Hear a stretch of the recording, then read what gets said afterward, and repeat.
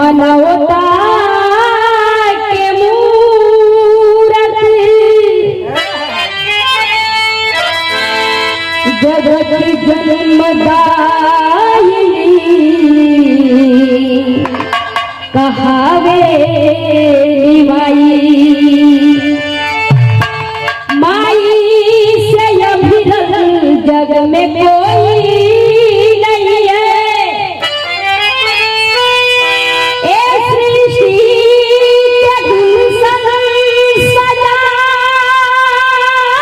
सजावे माई उस देवी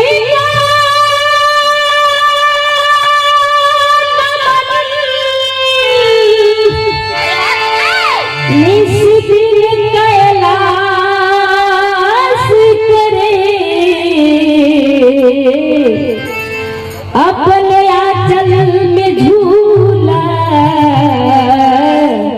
झुलावे माई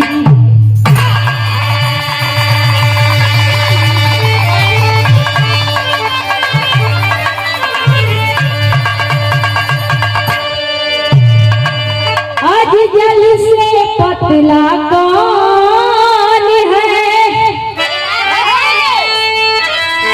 जल से पतला कौन है जल से पतला कौन है कौन भूख से भरी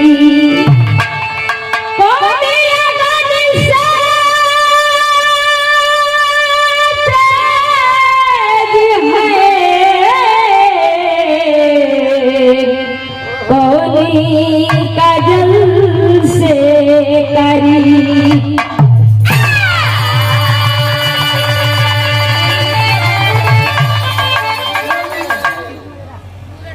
आज जल से पतला ज्ञान है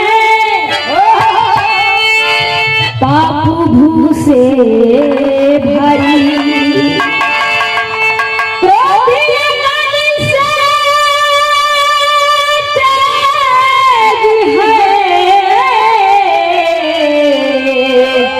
कलंक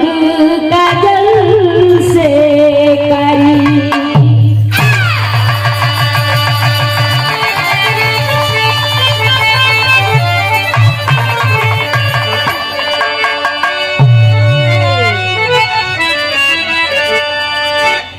शारदा भवानी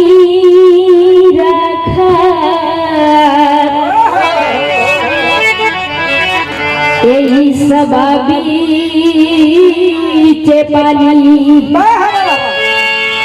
हाथी जोड़ी प्रतिमान कैया हे मैया अरे दुखिया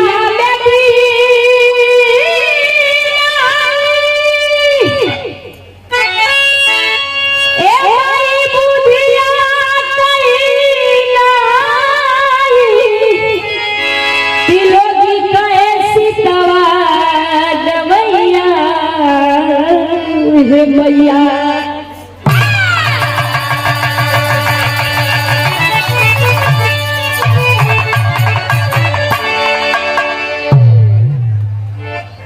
आज हमारे छोटे बहन